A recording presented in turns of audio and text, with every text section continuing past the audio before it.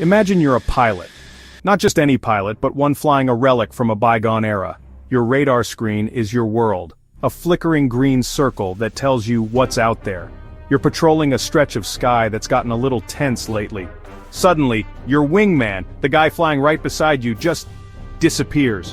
One moment he's there, a solid, reassuring presence. The next, his plane explodes in a ball of fire and smoke. You saw nothing, heard nothing. Your radar is blank. It's as if a ghost just reached out and swatted your buddy from the sky. This isn't a scene from a movie.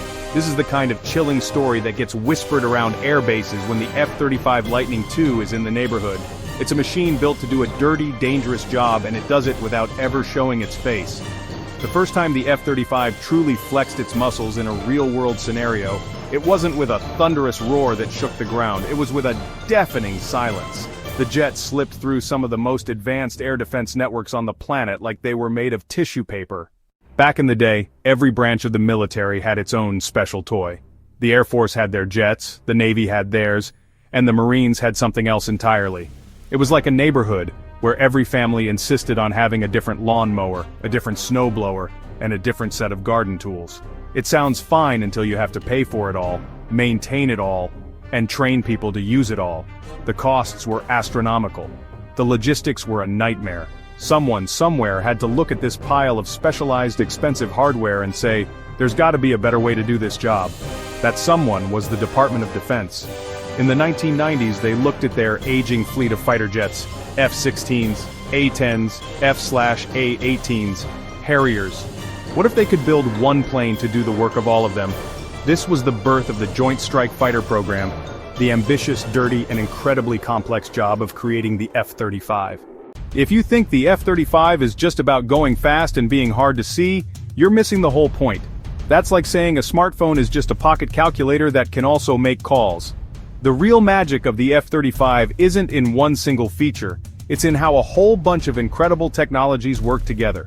It's a Swiss Army knife of the skies. First, let's talk about stealth. It's not true invisibility. It's about having a radar signature the size of a golf ball instead of a school bus.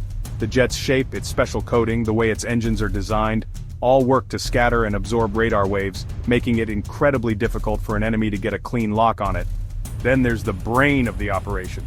The F-35 is packed with more computing power than any fighter jet in history. We're talking about millions of lines of code that manage everything from the flight controls to the weapon systems. But its most important job is something called sensor fusion.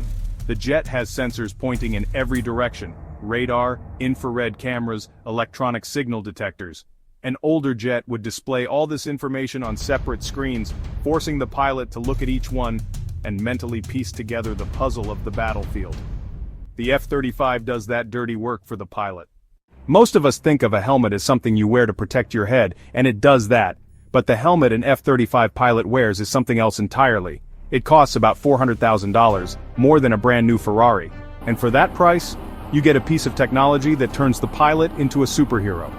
This isn't just a helmet, it's the pilot's office, their window to the world, and their key to unlocking the jet's most incredible powers. The helmet is custom fitted to each pilot's head, scanned and molded for a perfect fit. Inside, it's connected directly to the F-35 sensor systems. The helmet projects a feed from those cameras directly onto the visor. This means that wherever the pilot looks, they see the world outside. If they look down at their feet, they don't see the floor of the cockpit. They see the ground rushing by beneath the plane. They can literally look through the aircraft. This all-seeing capability is part of what's called the Distributed Aperture System, or DAS. They will literally see the missile's heat trail streaking towards them by simply glancing over their shoulder. The pilot can lock onto a target just by looking at it and then fire a missile even if the target is far off to the side or behind them. Comparing an F-35 to an older jet like an F-16 or an F/A-18 is kind of like comparing a modern-day construction crew with a supercomputer and laser levels to a bunch of guys with hammers and a string line. The old guard jets are fantastic machines, proven in combat, flown by skilled pilots. But honestly, they were designed for a different kind of work, a different kind of fight. The F-16 Fighting Falcon, for example, is a legend. Light, agile, famous for its turn and burn dogfighting capability. The problem is, the F-35 isn't designed to get into that knife fight. Its job is to end the fight before it ever gets that close. In training exercises, the F-35's kill ratio against fourth-generation fighters like the F-16 is just staggering, something like 20-1.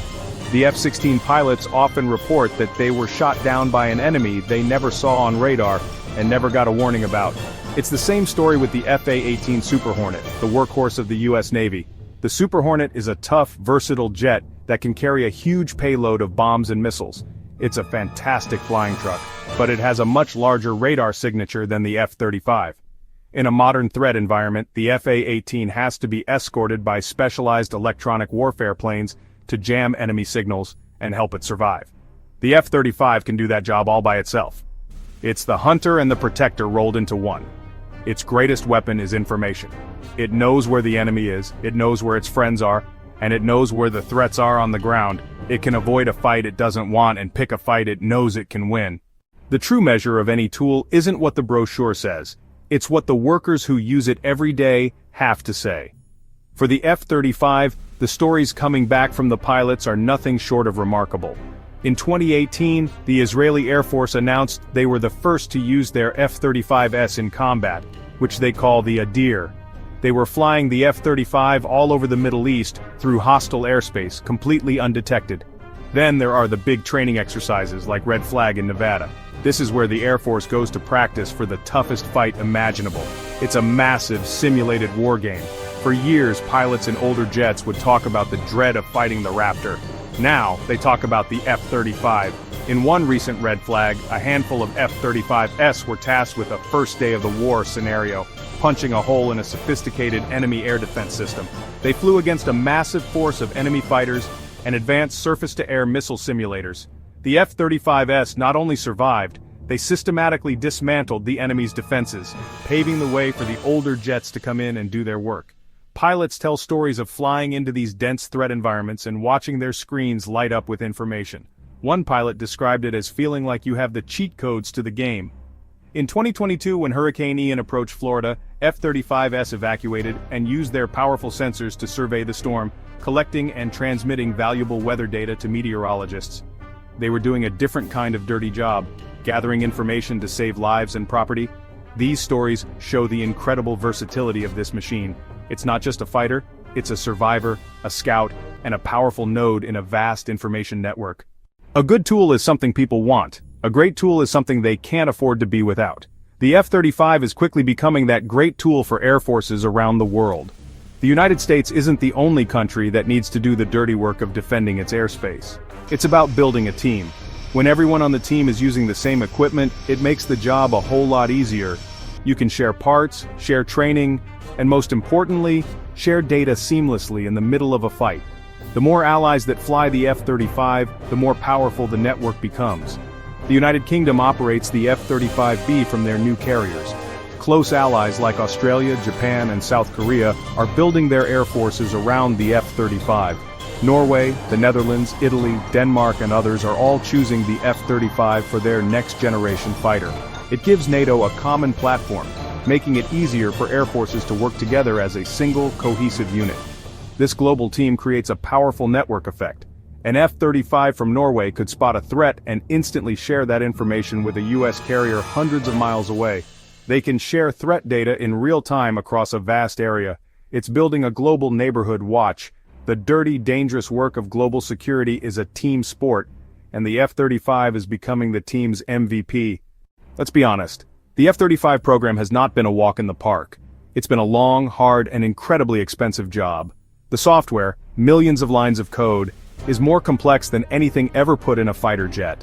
Of course there were going to be bugs, helmet display issues, schedule delays, bad headlines. That's the nature of innovation. You try something, it doesn't work, you figure out why and make it better. It's a slow, grinding process, and it's not pretty. The project has been famous for its eye-watering price tag. Flyaway cost has come down as production ramped up. An F-35A now costs about the same as an advanced fourth-generation fighter. The real expense is long-term sustainment, maintenance, upgrades, spare parts. Lifetime operating costs are enormous. It's the unglamorous, dirty work behind the scenes, critical to keeping jets in the air. What do you get for that price? Military planners call it overmatch, the ability to dominate an adversary so completely they have no good options, the ability to deter a war before it starts. These are tough questions with no easy answers. The F-35 isn't the end of the story, it's the beginning of a new chapter. This jet is designed to be the backbone of American and Allied air power for the next 40 to 50 years. Think about the technology we had 50 years ago. The F-35 is built to evolve. It's more like a computer than a traditional airplane. Its capabilities are defined by its software, and that software can be updated continuously. The F-35 in 2045 will be vastly more capable than today's jet without needing a completely new airframe. The dirty work of keeping it ahead of the curve will happen in labs and on keyboards. The future of the F-35 is all about the network. It will connect to everything: unmanned drones, satellites, cyber units, and soldiers on the ground. Imagine an F-35 pilot detecting a threat, and instead of firing their own missile, directing a swarm of autonomous drones to take care of it. The pilot becomes a mission commander managing a team of human and robotic assets. This is the future of warfare, and the F-35 is the central hub that will make it all possible. There will be challenges. Adversaries are developing their own stealth fighters and layered air defenses. They study the F-35, looking for weaknesses. Maintaining a technological edge requires constant investment, constant innovation, and the unglamorous work of upgrades and maintenance. In the end, the F-35 is more than just a jet. It's a symbol of a new way of thinking about power and security. The dirtiest jobs are often won not by brute force but by superior information and smarter plans. It's an incredibly complex tool for an incredibly complex world. For decades to come, when there's a tough, dangerous job in the skies anywhere on the planet, chances are the F-35 Lightning II will be quietly punching the clock, seeing everything and ensuring our side comes home safe. It's a dirty job, but somebody's got to do it. When the call comes, this tool will go. Quietly, efficiently, relentlessly, the job gets done.